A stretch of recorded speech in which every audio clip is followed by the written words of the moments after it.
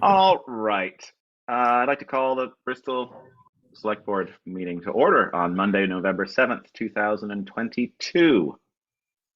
Review agenda for addition, removal, or adjustment of any items. Val. Nothing here. Okay.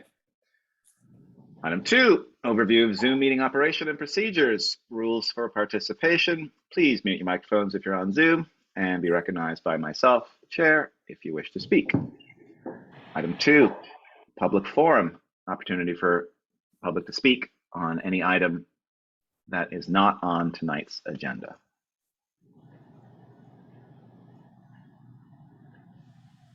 Okay, I'd like to remind Bristol voters that tomorrow is election day. You can vote in person from 7 a.m. to 7 p.m. upstairs in Holly Hall. And I'd also like to remind everyone to please bring your ballots that you received in the mail. Do not throw them away. They are the real thing. They're not sample ballots. So if you're voting in person tomorrow, please bring them in. And you will also receive local ballots for Bristol at your polling place at Holly Hall. We have 3 ballots for Bristol. 2 are sort of combined. One is the water line replacement that we're talking about tonight for Pine Street. And the other 2 items on the ballot are for the school district. One is the formation of a new union school district with Virgins and Bristol and other towns. And then the second item for that, related to that, is the election of members to the new school district union board. So that'll be on our local ballots tomorrow. And again, please bring in your ballots, and voting is 7 a.m. to 7 p.m. Did I miss anything, Sharon? I think I covered everything. No, I think you got everything. Yeah, that's pretty good. I posted that on Front Porch Forum today, posted, which is nice. So we'll see what the turnout is tomorrow. Mm-hmm. All right. Item 3 on our agenda, which is the main item for this evening, is the Pine Street water line replacement bond vote. It's a public information meeting about that. And I will say that the bond vote is, a vote is required to proceed with a bond vote by all voters in the town. And the payment of the bond vote will be paid by water district users only. It's not a town-wide payment, but permission is required in order to enable us to do a bond vote for this particular project, but the payment of it will be by the water district users, which essentially is the former village, essentially is the water district. All right, Val, Steve, Jill, take it away. Right. Well, you did a pretty good job of introducing things. I don't have anything to add, so I will turn it over to Town Engineer Steve Palmer, who developed a presentation to help explain why we're meeting tonight and what voters are voting on tomorrow and why it's important. Take it away, Steve. Yeah, good evening, everybody. Hey, don't forget to get your lottery tickets either. That's an important announcement tonight. Don't forget about that. Valerie, can you pull up the presentation? I am working on that. I know all the select board, and Valerie, you all know Jill as well. Just want to introduce Jill. She's going to speak tonight too from B-Tums. And for those folks who aren't familiar with Jill, Jill is your water system operator and wastewater system operator for that matter. You say hi, Jill. Hi, Jill. Can folks see the presentation on the screen? We also have Cyrus is also the other operator. We have 2 certified operators in the town of Bristol. Kind of exciting. All right.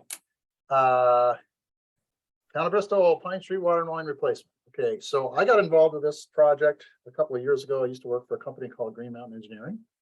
And Green Mountain did, if you can jump to the next slide, that would be great. Let's go to everybody's been introduced. Let's go to the next one.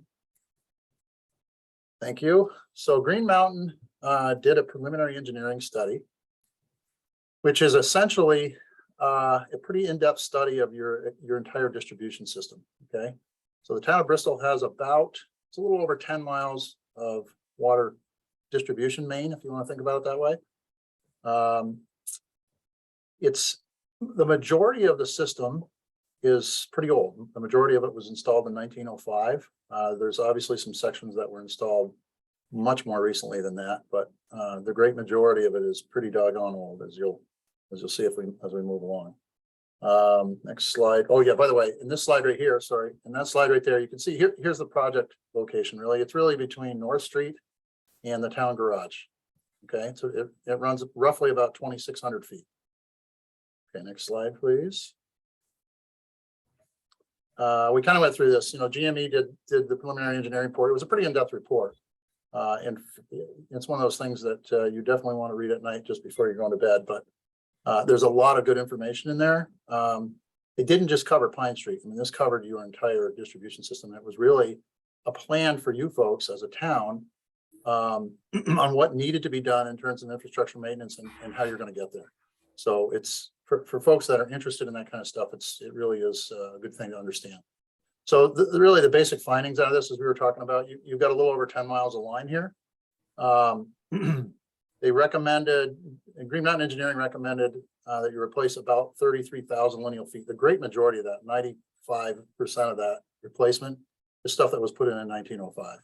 There were a couple of small pieces that were added to that were a little bit newer, but they were primarily for upsizing. In other words, the existing line is too small, and they were trying to, in the hydraulic analysis, so they did a computer model of this as well, right, to try to make sure we could achieve the desired fire flows everywhere. So there were a couple of small sections of line that they suggested based on the computer modeling to upsize from what's there today. The lines that we're talking about replacing the next, let's say 7 or 8 or 10 years are all 1905 lines. That really was the priority. These are way beyond their useful life. I mean, typically you're talking 60 to 80 years for this type of pipe. This is all on-line cast iron. In today's world, if somebody was going to use cast iron, they would line the inside of that pipe with concrete, and that concrete helps prevent a lot of buildup. And Jill's going to go through a little bit of that and what it looks like and what that does to a pipe when you don't have a lined pipe today. But you guys do not. Testing and modeling confirm the current distribution system. Yep, sorry. All right, we're on to the next one. Existing water leakage rates. Oh yeah, this is a really important point. You got to realize in 1905 when they put this in, this was state of the art. This was put in with we call them bell joints. So it's you've all seen it. One pipe slips inside the other. You've got a bell end on the pipe, and the other one's a little bit larger, and the other one slips inside. Well, back then, they didn't have great materials like we have today with rubber gaskets and things that last hundreds of years. They would pack in basically straw, right? They would call it oakum. They put the two pipes together and they would pack straw in that annular space, and then they would pour lead in between to seal it. And that's essentially the sealer. And you can imagine over the course of, we're getting up toward 120 years now. A lot of those joints have probably cracked and moved, and you're seeing significant leakage within your system. Jill can talk a little more about the leakage rates, but I think the last time we looked at this, we were at about 55% leakage rate. So that basically means that's the difference between what you bill your users and what your master meter today says that went through your system. Does everybody understand that? So it's quite extensive. Normally, according to the American Water Works Association, the typical municipal system would be about 16% leakage rate. So you guys are pretty high, but that would be expected with this old of a system.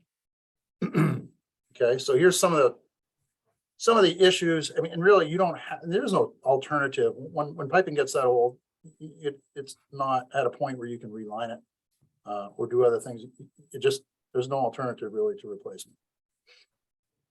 Obviously, as this pipe gets older, if it does not get replaced, you're going to see, decreased reliability. You're going to have a lot more emergency water breaks. And that leakage rate is going to continue to increase over time. Your emergency repair costs are going to go up. Your pavement quality, obviously, everywhere, as you continue to pothole the streets and repair these, is going to go down. And obviously, that gets much more expensive. You guys see that every day. So one of the big things from Jill's standpoint too is the ability to isolate sections of the system when there are emergencies. So, you know, a lot of these valves are 120 years old as well. Do they seal? Can you shut them off? Can you isolate a section that needs to be repaired? Or are you in a position where you need to shut down, you know, half the town in order to do that? So that's where we get an increased potential for catastrophic failures.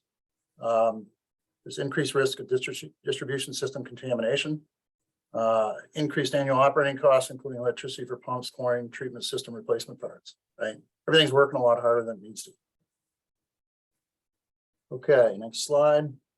Okay, Pine Street. So really, instead of going through each one of those, I mean, the bottom line is the project as proposed will be bid over the winter and constructed in the summer of 23, by the way. Preliminary engineering report. So here's a page of Green Mountain Engineering's report. You can see all of the segments that they recommended replacing. The Pine Street, Valerie's circling Pine Street. So there's those 3 segments of Pine Street are really what we're proposing today. It's about 2,600 feet of line.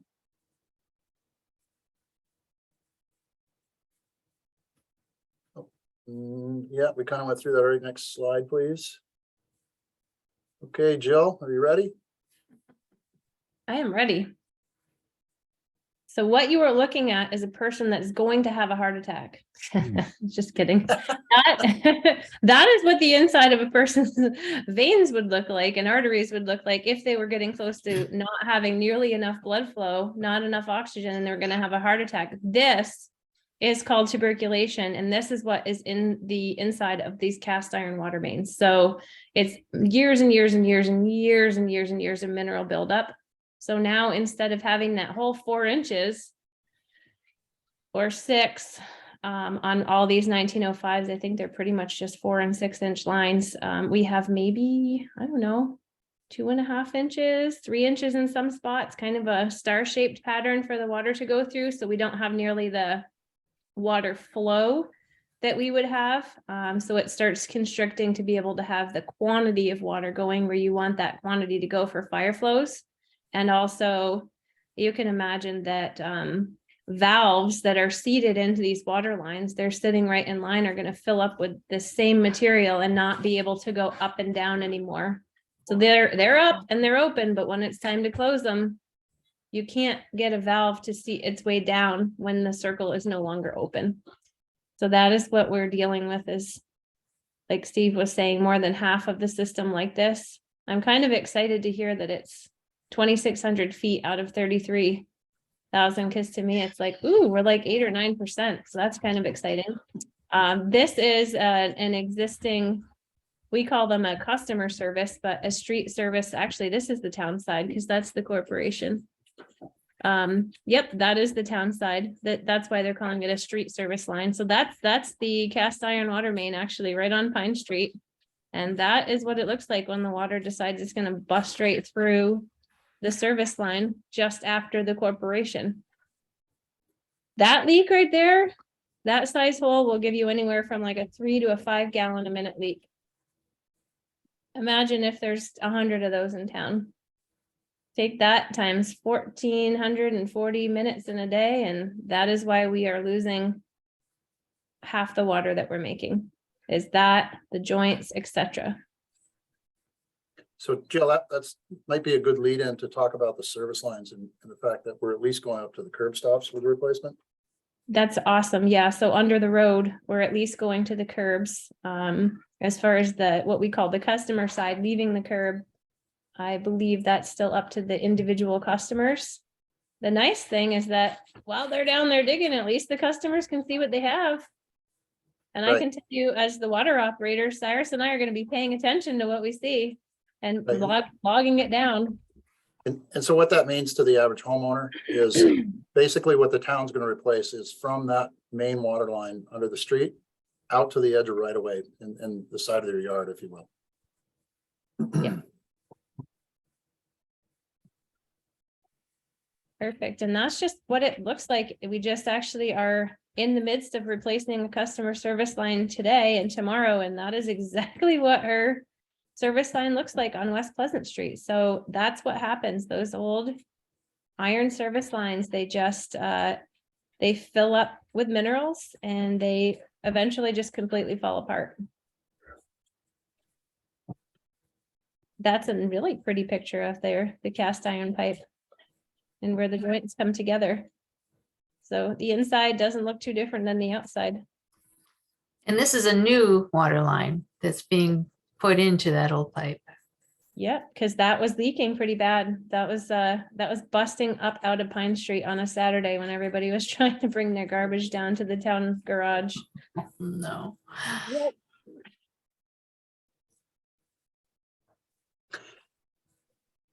Okay, and I wasn't trying to show everyone every detail of the design drawings, just that the design drawings are done and they're here and they're available for folks. So if you want to see them, please, contact Valerie and we can get those in your hands if you're concerned about what's going on maybe in front of your house or your property. We should have all of that information for you. Okay. Yep, here's some more of the design drawings. Yeah, there you go. You can see some good details in there. So that's a good point. So what Jill was pointing out was the replacement of the, yeah, you can see right here, you're almost there, Valerie, right in the middle. You see where it says 700? Yep. See, there's a small line to your right. Keep going to your right a little bit, right there. Yep, that's what we're going to replace, the water line, the water main, plus that service line heading to each house. Okay.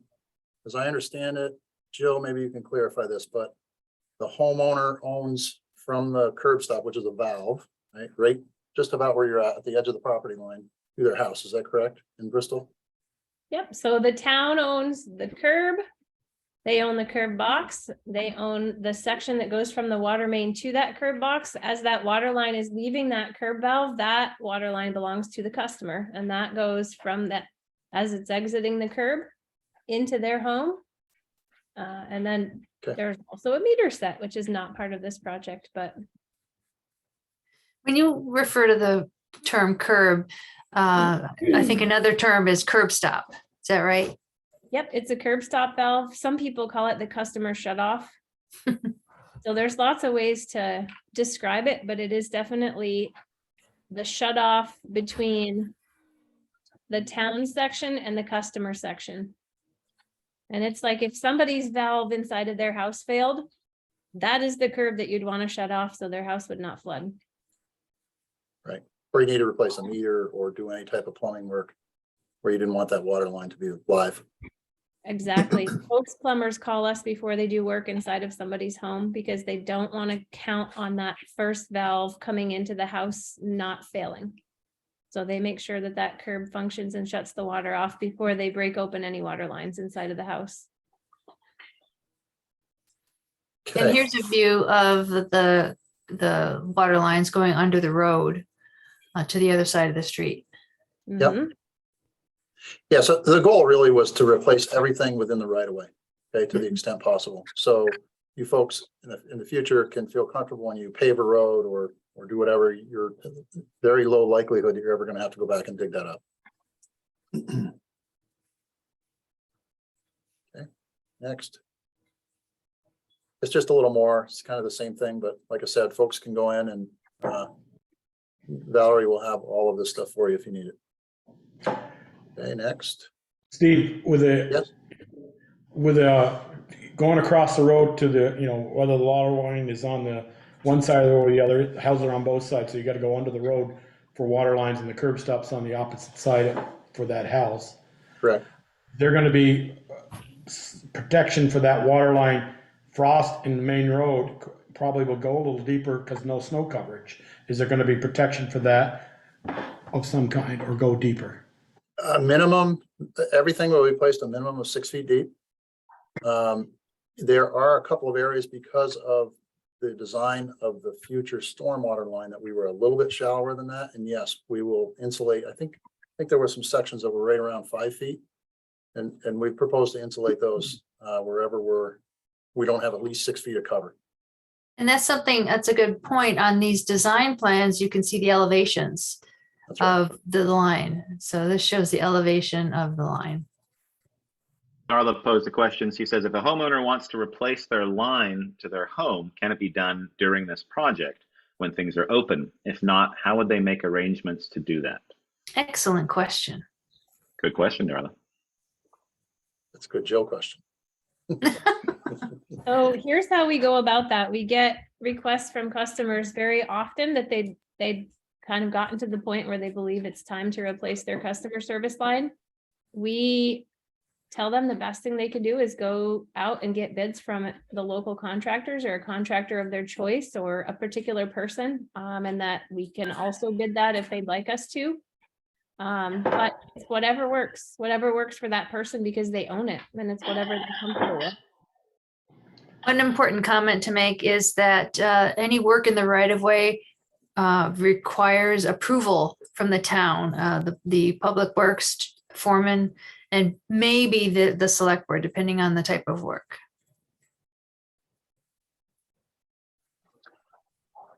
Yeah, and like I said before, our goal with this project is to make sure that we get those curb stops pretty darn close to the edge of right of way, which is the edge of the property line of the individual. So you shouldn't have much work that the individual has to do inside of the right of way, at least as far as replacing their water line.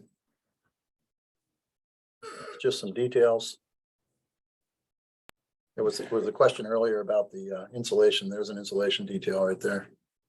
Steve or Jill, as a board, I would hope that we would strongly encourage the homeowners who've got the old galvanized lines. I'm one of those homeowners on Pine Street that does have a copper line. I didn't buy that house 38 years ago until they replaced it with a copper line. But I think there's 30 plus houses or water connections on Pine Street.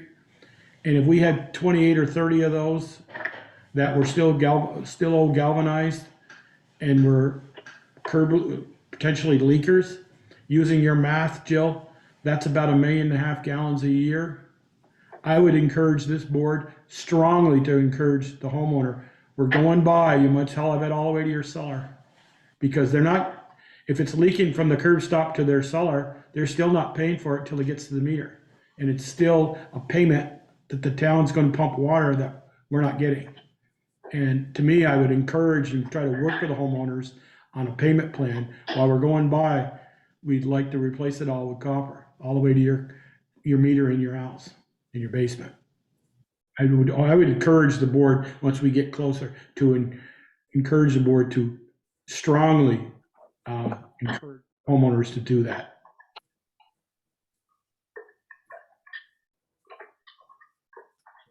And I was just using. It would be pretty great. It would be great to get the oldest sections of the town water lines replaced from distribution all the way through individual service lines, all the way to the houses. So yeah, if there's a way to communicate that, and if the board decides that they want to kind of provide a cushion in stating that they will work out payment plans, then I think you'll probably have more buy-in from a larger percentage of people that can't necessarily put a contractor's bill in any given week or month. They might need a couple months to pay for it. They might need a year. Good point. The payments that the customer would be making would not be to the town, but to the contractors, right? Correct. That's how you do it, yeah. Yeah, so that sounds like a loan program then. And I also, in full disclosure, there may be some customer service line replacement money coming out under the SRF program in future years, if it is a galvanized line or a lead line. So it's something that the state is playing with at the moment. I've got a class on Thursday to hear the director of one of the that particular program speak to what that program is going to look like. So it's still, there's nothing more expensive than getting somebody there. So half the cost is getting a contractor there, the other half is actually doing the project. And materials. Yeah. Yeah, especially this year. Point. Okay, Valerie, I think this is yours. Well, The anticipated loan amount is $940,000. That's an estimate. It could be less. And we anticipate that the Drinking Water State Revolving Loan Fund will forgive up to 50% of that. So based on that, and using then $470,000 as a base over 30 years, at an anticipated interest rate of 2% through the loan program, the state loan program, the annual payment would be $21,000 for the entire district. And based upon the number of customers, 637 at the moment, that would result in an average monthly rate increase of $2.75. Now, that does not take into account the different rate structures for residential and commercial, but that's a understandable baseline. It shouldn't be any more than that. It could actually be less based on the bigger users. Did you hear that, you guys? Oh, Speaker? yeah. Okay. Thanks, Speaker.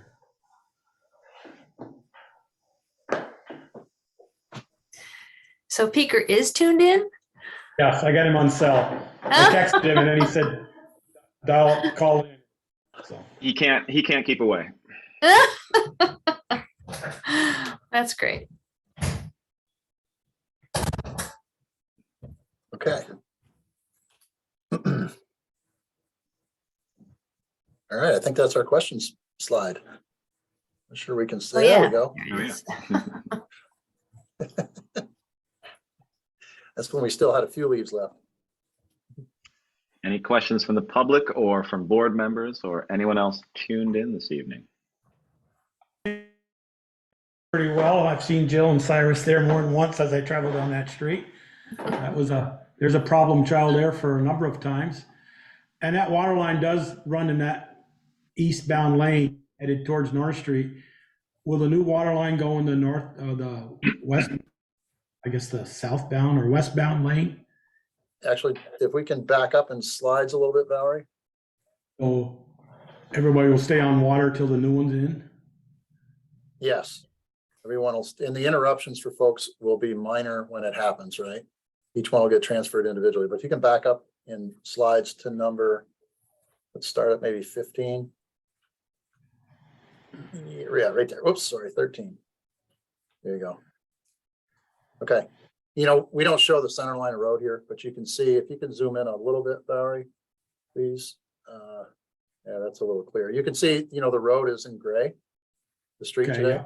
So more or less, we're staying more or less in the center of the road, not exactly, but that's the goal. And we were trying to stay off from the existing water line to some degree. And that, you know, it's 120 years old. So that's the type of stuff, if you even breathe on it, you usually have problems. So, And this dotted line here, dotted dash line is the existing yeah, line. so we were also, you know, the other conflict that we had was a stormwater line. And you can see in dashed, you can see the future stormwater line. So we needed a minimum of 10-foot separation there. So we were kind of balancing a couple of things as we determined where to put that water line. So Steve, when all is said and done, is the old water line get taken out?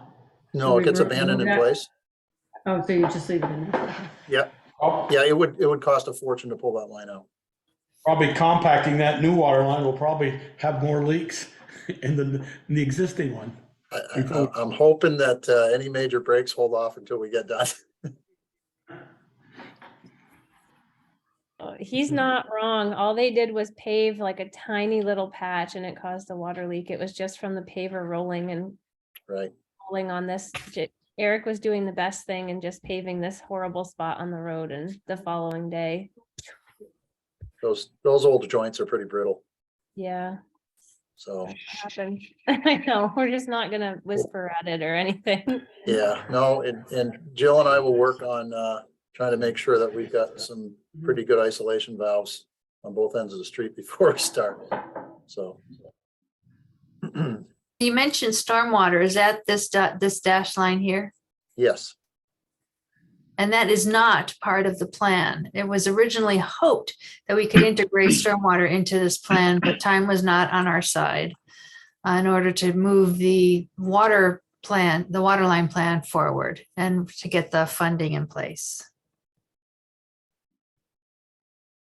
So, We also talked, But we may talked about still it, be able to do them both at the same time.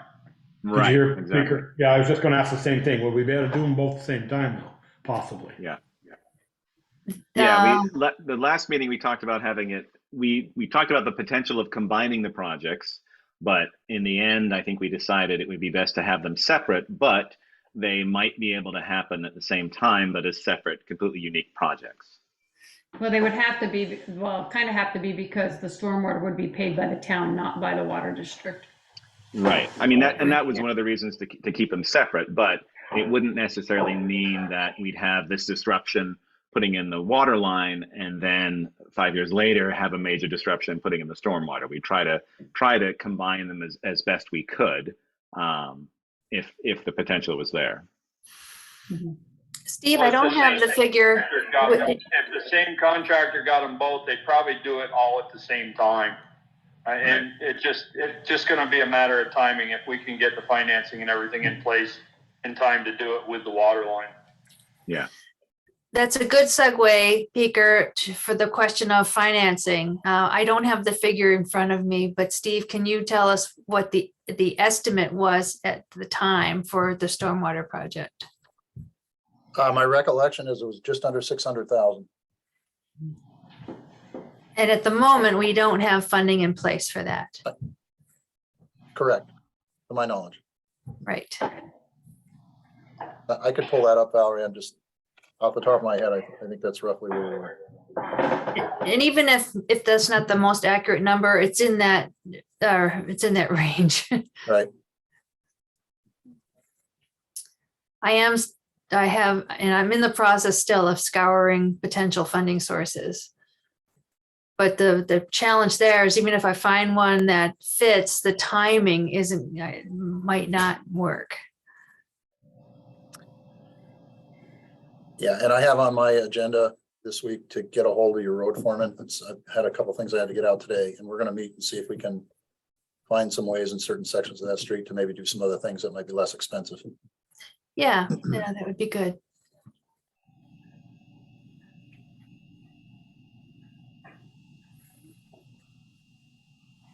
Any other questions from tonight's viewers?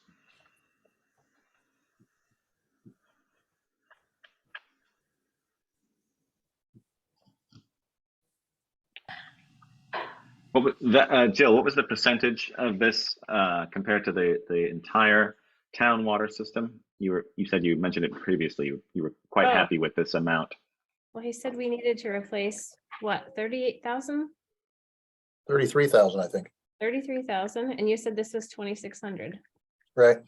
Oops, I did that backwards. 8%, 8 or 9%. 8 or 9%. Yeah, like woo, almost, like between 8 and 9, it's like, yeah, that's almost 10%. Sweet.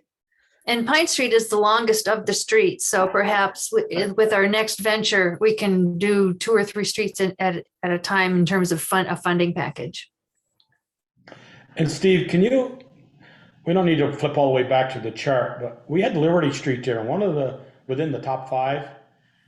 And I remember I was out of high school and I ain't been out that long. Yes, you have. Yes, I have. That street was done. That street was done back in the late 70s, early 80s. And I wonder there, I guess that's my question. I wonder what happened there. on that Valerie, street. can you flip back to that? I will. And just so that I don't make people seasick, I'll flip up and then turn it back on. Mhm.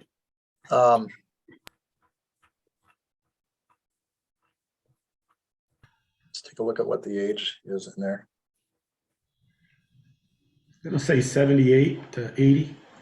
That's my guess. It's interesting. I wonder if, okay, where are we? Liberty. 83. 83, Is see that what we're it? talking about? Yeah. So if you go, can you scroll to the right? I don't know if we can see that or not.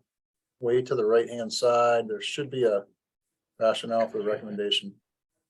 Okay, So, This one, yeah, so it says over on the right-hand side, hydraulic, and I think it's for that street. I can't see the other side at the same time, but I think it says hydraulic analysis recommends upsizing that pipe. And like I said, you know, the last time we had this meeting, really, it's up to you folks what the priority of this is. The important part was getting this in, all of these streets named in the preliminary engineering report. It gives you the ability, you have the ability to shift this around any way you think the priority should go. So if you say, hey, you know, it's great that Liberty Street needs a larger water line in order to, you know, meet its fire flows, but you know, one of these other streets, Pleasant Street, for instance, might be much more important because, you know, it's a 1905 line and you're probably getting a heck of a lot of water loss out of that.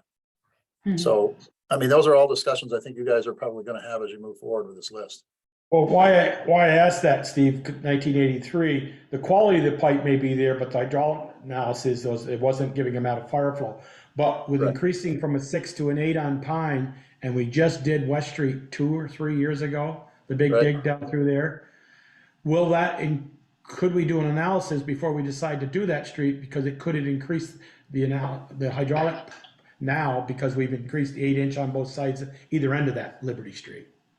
Would that Yeah, I mean, increase- somebody could go back and rerun the analysis with that in there, but I'd have to go back and look at GME's. I didn't personally do the hydraulic analysis. I'd have to Right. go back and look at that and, you know, obviously somebody ran that analysis with whatever the line is today, 6-inch, I'm assuming. And Yeah. That line's an 8-inch. 8 Peter inch. says that line's an 8-inch, Yeah, and I it's an believe it 8 inch is. on Liberty. today, Yep. Yeah, okay. Yeah, so I don't know, you know. I'd have to find out. I'd have to go back and look at their report and find out okay. what was behind all of that. I'm just I mean, saying, my advice to folks, and you know, everybody's gonna have a different opinion. You could ask 10 people and you get 10 opinions, but my advice would be to go after the 1905 water lines first. That's where you're gonna get the most bang for your buck. going down that road, yeah. Yeah. And I think some of the, and sorry, I don't mean to keep, you know, harping on this, but I think some of the reasons that the priorities ended up where they ended up, you know, we had talked a little bit to the town at the time, or GME did at the time, about what the paving priorities were going to be. And I think they were trying to time some of those streets with plans for paving for the next 5 years or so. So does that ring a bell, Valerie? Is that true? It does ring a bell, Mhm. right? There were other 1983 streets in here and 1984. Yeah, there's a whole Yeah. lot more. And I'm pretty sure you will find most of those that there was the hydraulic analysis recommended upsizing those. There wasn't that many, to be honest. Most of the streets, as you'll see that list, are 1905 water line. And that was the real issue. Mhm. And does everybody understand this isn't all the water lines in the town? This is just the ones that are recommended for replacement. We have more than this. Good point. Just so that people know, like, this is not all of them, there's more. And so this is just the ones that are either 1905 or hydraulically recommended for replacement. The full asset management plan has many more rows than this because there's more water lines than this. Okay, that's actually good to know, because when you look at this, you're like, are all of our water lines needing replaced? So that's good. That's positive to hear. I knew No, we had just- newer water lines, but Yeah, And I thought, Jill, the Main Street line is 210s going up through there. And I thought those were not 1905s, that's for sure. yeah, Main. so it's just, if you look all the way, the second column down says the street name, and then it says from intersection to intersection. So they're talking about Main Street from North Street to Prince Lane. That's where it's a 1905 10-inch cast iron with stubs into the basements of the buildings, by the way. Not valves, stubs with caps on them. Main Street from Prince Lane to Mountain Street is a 10-inch cast iron. So you're noticing that all this 1905 pipe, that's your cast iron. When you start seeing DI in your material, which is 1, 2, 3, 4, 5, 6 columns over after inches is your material, your ductile iron is your newer stuff. That's coated. Your cast iron, your CI, that's your really old stuff. You can just kind of tell from the material, from the size, etc. Obviously from all the other details, but yeah, this is not all your water lines. You have more and newer ones too. We have a question in the chat from Brett LaRose. What is the width of the pavement on Pine Street today? And is there an opportunity here to increase the width of the pavement? I asked the question thinking about the safe pedestrian and cycling initiatives that are in the works. If this has already been explored and discussed, then please disregard. Thank you, Brett.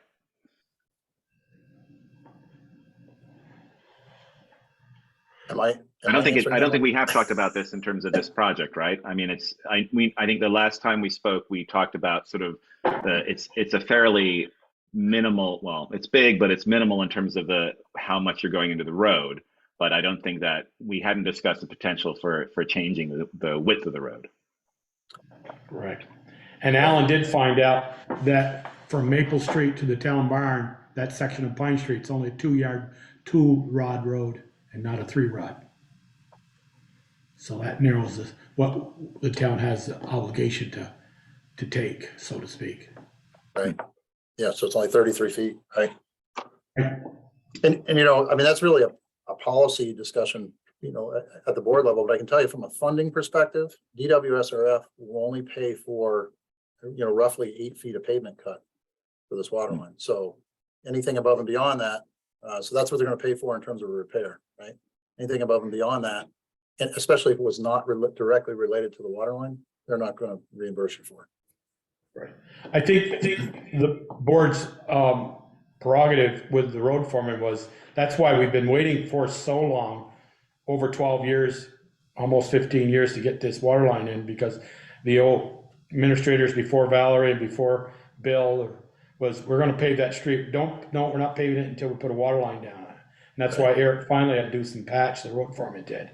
But our goal was to, after the DS pays for 50% of the 8-foot wide trench, then we're going to recap it all with new pavement from the paving fund. Right. If I'm speaking out of turn, board, please correct me. No, that's correct. I mean, this has been a long time coming, obviously. And I don't know if we have an opportunity to look at the road width when we're looking at the stormwater. I don't know how much of the road we're dealing with there in the pavement. Obviously, if those two projects happen at the same time, we have an opportunity to fully pave the entire length of the road. But I don't know, again, with the stormwater, if we'd have an opportunity to look at the total road width to see what we could do in terms of the cycling and pedestrian access.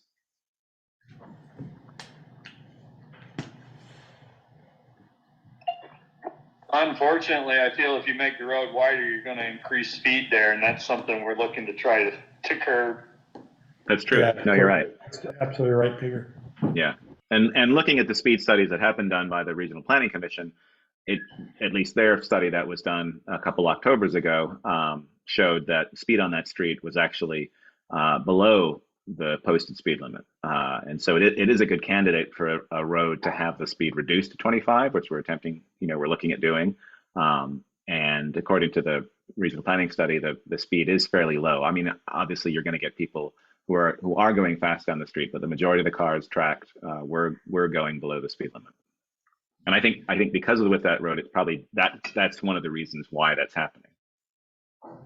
Steve, I have a question about pervious and impervious area. If the road is widened, obviously it's going to increase the impervious area. Does that change the stormwater project from not needing any permits to needing permits because the pervious area is increasing?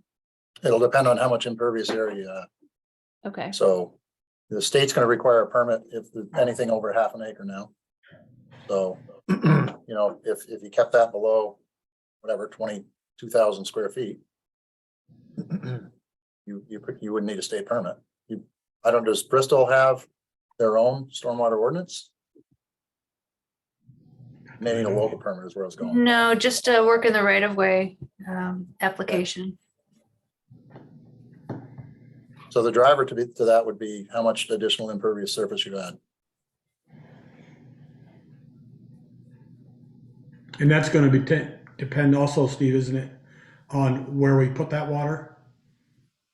I mean, you can't just put it. No, it doesn't matter. um, If you increase the size by that, that's what. But we gotta, if we have to go to a field or, someone's field or something that we have to pay to put it on there, that has to all be improved too, correct? That all part of the total. We're right, but if you're going to a field, that's not gonna be included as impervious surface, right? So that portion of it, Pavement. right? No, but that may have to It'll be be a disturbed. collection pond, may have to have a collection pond built. That's right, sediment pond, yeah, Sediment pond. right.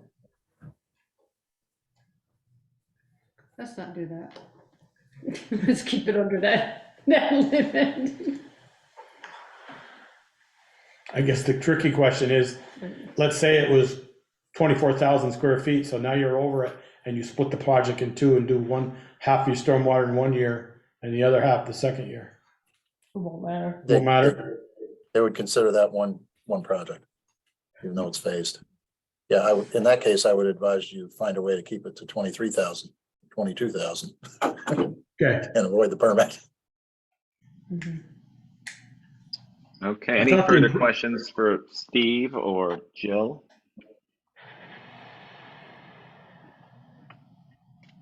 Jill, you had a question? Yes, have you run the numbers if we added to include all the ones that got cast iron or, iron or whatever, galvanized pipe to the house? We haven't run those numbers. I thought Alan's report had something when they put the meters in, they would know what they're hooking the meter to, either cast or, galvanized or copper. Do we know how many galvanized lines are on that Pine Street line? And how many copper? The service lines? The service lines, do we know that? You can kind of tell from the pavement patching how many have been replaced. So Yeah. I would say you've got at least 10 of them that aren't, and the rest of them probably are. I think there's 33 users down through there, Joe? 38 maybe? I would need to count them out again. I just would say it wouldn't be that hard to go into the basement and see what they have for material coming in. And there is a huge project coming up that the state is requiring us to identify all lead bearing and or galvanized water lines, service lines throughout the water system in the coming years. So that's coming. A full inventory is coming. I wondered if we couldn't, through VTUMs and us and Sharon sending the water bills out, that we could at least send a letter with it and asking the homeowners, could you check your basement where the meter comes in and, do you know if it's galvanized or copper? And, some of them won't know and, won't have the ability to know. I don't expect, but, if we could get 80% of them to say, oh, I know what it is, it's this, we kind of have a good, in town, we'd know how many might qualify for this state grant later on. Yeah, That's like a whole I said, different. there's a pretty big effort that the state is requiring that's going to happen to do that. And as far as like Pine Street before the project, if it were to be constructed next year, there could be certainly an effort put there to just identify them all before the project. And certainly, Jill, I mean, as we move along and we replace each of the curb stops, you're gonna have a good sense as we replace that curb stop, what's going on at that point. So we could do an inventory there, but I realize it's after the fact. Bill, do you keep a record of the replacements that you've done? Do you have a database of that? So, yeah, I mean, it's in our timesheets. Okay. And But there isn't like a document that lists ones that you've replaced. It's interesting because I was looking through the asset management spreadsheet and I was seeing actually service lines. I was seeing CSs. So we could update those in there. Yeah, that'd be great. Yeah. And as far as like we've replaced hydrants as well, and some of the water lines have been replaced as well. So it's kind of noticing that the asset management plan needs kind of an update. We've replaced some pumps, we've replaced, we've done quite a bit over the last many years. Yeah, it'd be nice to have a central place to be able to, at least if we could answer Jill's question with partly maybe with something like that. That service line answer is coming, and it's coming through force. And I mean, ultimately, it's important to know anyways, but it is gonna come through, through force, through mandate. We love when our All hands are right. tied. Oh, well, the good news is Wait. that I'll find out more about the funding that Peter? comes with it too. You have a question, Peter? Yeah, didn't we put something in the water ordinance that said we could require galvanized lines to be replaced? I thought we put something that we could shut it off if we felt it was excess use of water. And that was under the leakage. And they If did, we felt it was leaking, yeah. right. But I thought I guess maybe we didn't put something in there that we could require it to be changed. I totally agree that I think that when we're going down through there, if they're not copper, they need to be. Yeah. It makes sense while we're doing it to do it all. And if we have to work to do some sort of program where we pay the contractor to put them in, and then it's a loan to the homeowner, I think that's probably something we should look into. Yeah. My whole point was what Jill mentioned at first, there's 3 to 5 gallons of water a minute leaking out of one of those pipes.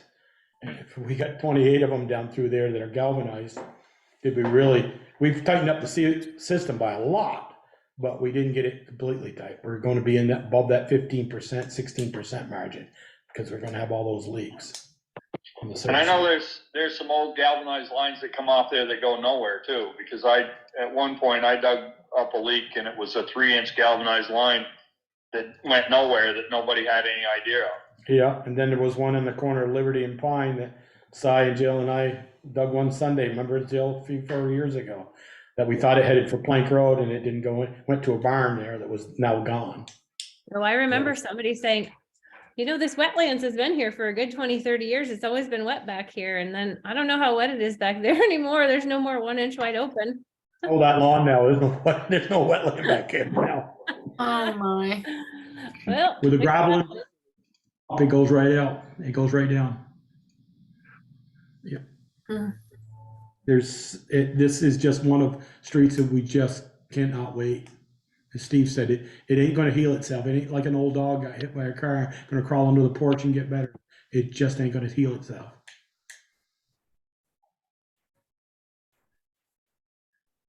All right. Any further discussion on this? Have all questions been asked and answered? And again, for people watching, so the bond vote you'll see on your ballot tomorrow is for approval to apply for this bond vote for the town. So even if you live outside of the water district, we'd love for you to vote in the affirmative for us to proceed on getting a bond vote, but then the actual payment is for water district users only. And one reason why the full town is required to vote on it is to assure the lenders that in the remote chance that the water district for some reason is unable to meet its debt payments, that the loan has the full faith and credit of the town. But it's never happened. But it's required anyway.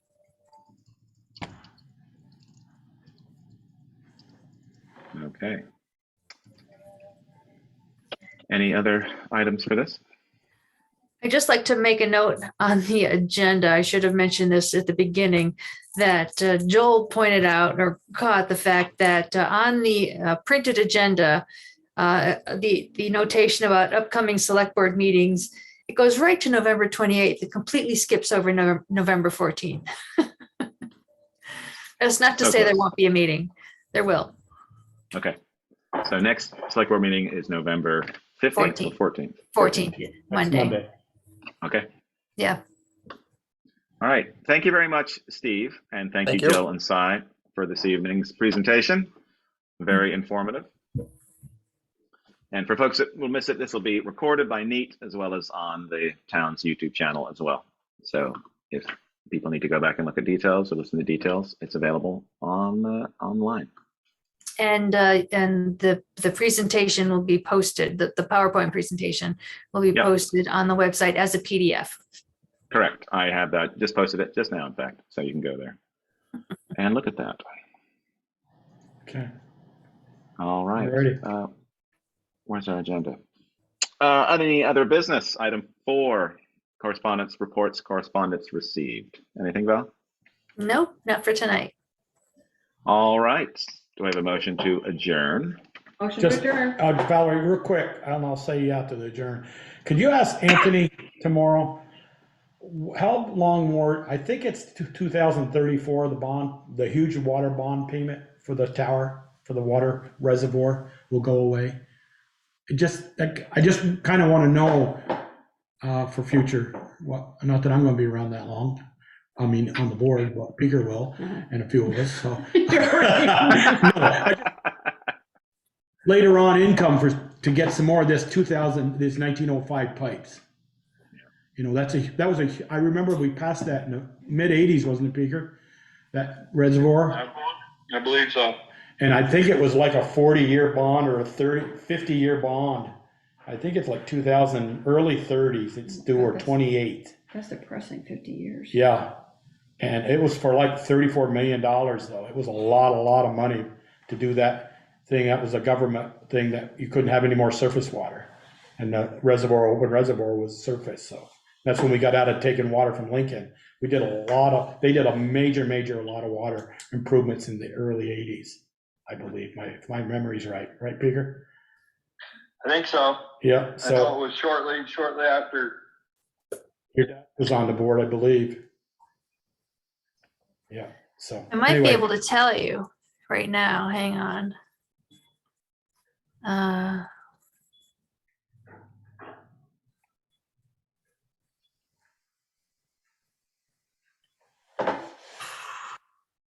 Yeah, it's 50 years, that's 2030. If it was in the 80s, 2030s. In my description, doesn't tell me what the loan was for, but if it's the one I'm seeing, We paid off the North Street down Plank Road, paid that off Yeah. a few years ago. And we're still paying on the one on West Street that was just done here 6 years ago. Has it been 6 years? What about North Street? North Street, I think we paid that off, Beaker. yeah, was that one's paid off. Goes from Pine Street down to, Livingston's down to the village line, or all the way out to when we thought about going around the loop back up Stony Hill, when Casella thought about putting a landfill in there, and they were gonna pay for it, but then they dropped that. Joel, I think the one you have asked about retires in 2037. 37, okay. I thought it was a 50-year bond. Yeah, so This one says 40 year. 40? 40 year, over $1 million. I thought it was a lot more than that, millions of dollars. And I thought we did it. That's why I'm not real keen on going 30 years on a bond. I think Because any lender limits the term of the loan to the expected life of the improvement. And I don't think it goes beyond 40 years. Okay. All right, thank you. Sure, So and I'll the make a motion to- annual Yes, payments are roughly $55,000. Right, yeah. That was a Does lot that of sound interest right? there. That was a lot of interest on that, a 40-year bond. Yeah, Yes, I'll make a motion to Michelle's second, and we can wrap it up. He'll second my I'll motion. make a second. All right, we have a motion and a second of that motion. All those in favor of adjourning, Aye. say aye. Aye. All right, there we go. Thank you very much. All right, thank you, Jill, again. And we will Thank see you on the 14th. And Bye. everyone, please remember to vote tomorrow between 7 a.m. and 7 p.m. Bye, everyone. I hope you feel better, Darla. Thanks. Oh, you sound terrible. Oh my God.